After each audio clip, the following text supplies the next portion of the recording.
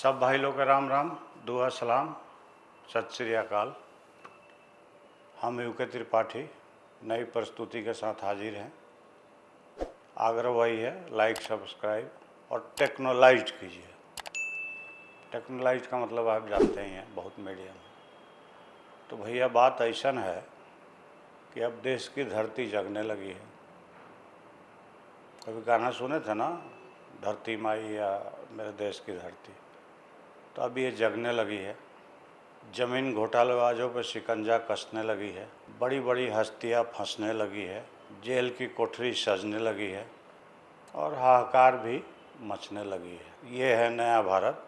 ये सब देखकर मोदी जी कहते हैं, वाह क्या जोड़ी है।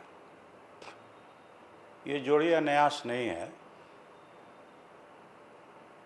कल तक रॉबर्ट वाड्रा केस में लोग ललकारते थे कि मोदी जी परेशान कर रहे हैं, झूठ बोल रहे हैं, कहीं कोई घोटाला नहीं है, सब बेकार की बात है, सत्ता के मद में चूर हैं।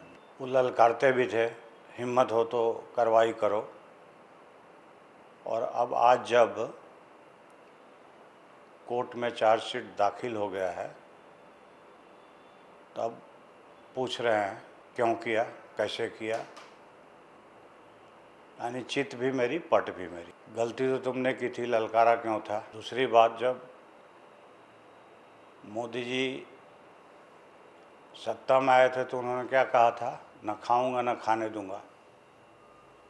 और उसमें एक छिपी हुई युक्ति थी कि खाने वाले को छोड़ूंगा भी नहीं। आज जब कार्रवाई होने लगी है तो परेशान हो रहे हो। अब राहुल जी को समझ में आ गया है कि मोदी जी सचमुच में कुछ कर रहे हैं। फिर भी भरोसा नहीं हो रहा। वो कांग्रेसियों से पूछ रहे हैं क्या चार्जशीट दाखिल हो गई। दोस्त नहीं है उनका। वो तो चुनाव के बाद, लोकसभा चुनाव के बाद भी ये सोच रहे थे कि कांग्रेस सबसे बड़ी पार्टी है और भाजपा या मोदी जी या एनडीए जो भी समझ ले हार गई। तो उनको आज तक भी ये पता नहीं कि मोदी जी इस देश के तीसरी बार प्रधानमंत्री बने हैं। ये मजाक नहीं है। वो अपनी कथनी करनी से ये साबित करते रहे। ये तो एक ज़मीन घोटाला हुआ। अब देश की धरती की पुकार देखिए। लालू जी जब रेल मंत्री थे यूपीए सरकार में, उस समय नौकरी के बदले ज़मीन अर्थात ज़मीन का घोटाला किया था। उसका भी केस चल रहा था, ओपन है, हाई कोर्ट तक पहुंचा। लालू जी इस आशा में सुप्रीम कोर्ट गए थे कि सुप्रीम कोर्ट खारिज कर देगा। रीजन भी था, बिहार में चुनाव है, तो अगर खारिज कर देते तो लालू जी एकदम ताली ठोक के, छाती ठोक के कहते मोदी जी कुछ हैं, सब फंसाने का चाल है। सुप्रीम कोर्ट ने खारिज कर दिया अपील। निश्चित तौर पे अब बिहार में समस्या होगी उनके लिए, क्योंकि सुप्रीम कोर्ट से अगर अपील खारिज होता है इसका मतलब है कि कहीं कुछ गड़बड़ है।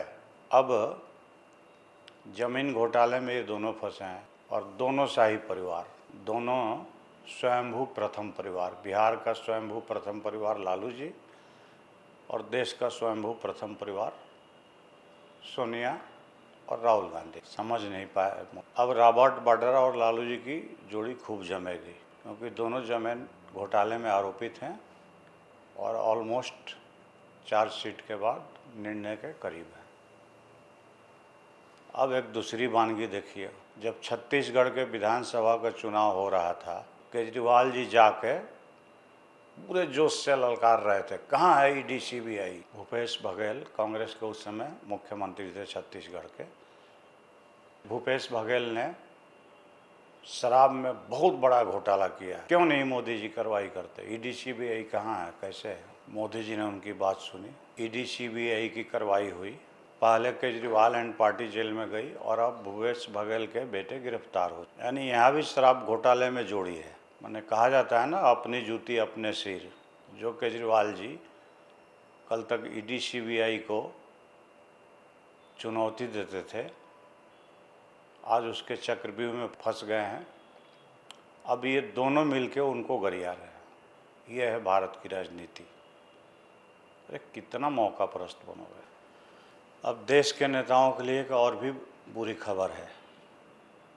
मैं पक्ष विपक्ष की बात नहीं करता, लेकिन जो सूचना मेरे पास है उसके अनुसार इस देश के 95 महत्वपूर्ण नेताओं की फाइल सीबीआई और ईडी के जांच के दायरे में है। और ये मेरा जो सूचना है या सूत्र है वो मूत्र नहीं है तेजस्वी यादव की तरह। हाँ, तेजस्वी यादव को इतना ज़रूर बता देना चाहते हैं, उस फाइल में जो खुद को स्वयंभू शाही परिवार या प्रथम परिवार या अपने को बहुत बड़ा नेता मानता है, उस परिवार के लोगों के भी नाम हैं। तो सावधान हो जाइए। बकैती करने से देश नहीं चलता है, राज्य नहीं चलता है, सत्ता नहीं मिलती। ईमानदारी और मेहनत से सत्ता मिलती है। और 21वीं सदी का भारत बदल चुका, क्योंकि यहाँ जो लोग मेहनत करके दिन भर में कुछ पैसे कमाते हैं वो अब गरीबों का नाम लेकर अमीर बनने वाले नेता को नहीं पसंद करते, क्योंकि गरीब तो गरीब रह जाता है, लेकिन दलित, पिछड़ा, शोषित, वंचित, पता नहीं क्या क्या कह के वो अचानक सामंतवादी बन जाते हैं या बहुत बड़े अमीर हो जाते हैं। इससे बचना पड़ेगा। अंतिम बात, जो लोग सियाने बनने या हैकड़ी बनने के चक्कर में हमेशा मोदी जी को ललकारते रहते हैं या हल्के में लेते हैं, चुनौती देते हैं, वो अब सावधान हो जाए। ध्यान रहे या याद होगा आपको, जब मोदी जी 370, सीएए, 3 तलाक आदि पर अपना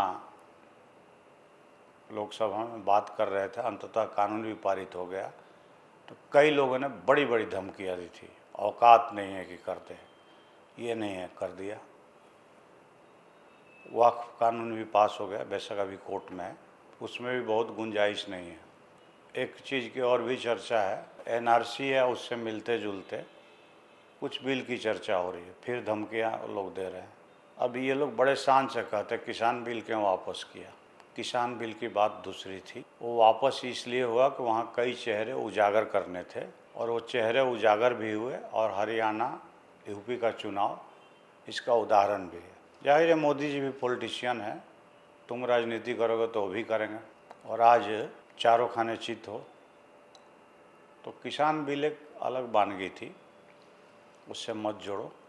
अब बात जोगी जी की। मोदी जी के राह पे चलने वाले जोगी जी भी किसी को बर्दाश्त नहीं करते। याद रख कीजिए, अखिलेश जी ने एक बार कहा था, चुनौती दिया था या उनको हल्के में लिया था कि अब क्या कर सकते हैं। उन्होंने कहा था मिट्टी में मिला दूंगा। आज अतीक अहमद एंड ब्रदर, मुख्तार अंसारी मिट्टी में मिल चुके, और अखिलेश से बड़े मुख्यमंत्री आजम खान मिट्टी में मिल रहे हैं। क्यों चुनौती देते हो?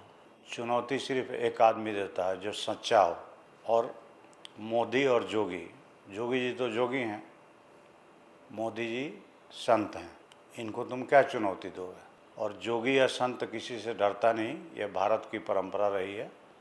इसको जितनी जल्दी आप लोग समझ लेंगे, आप लोगों का भला होगा, क्योंकि आप लोगों पे लूट का, अपराध का या भ्रष्टाचार का कलंक है।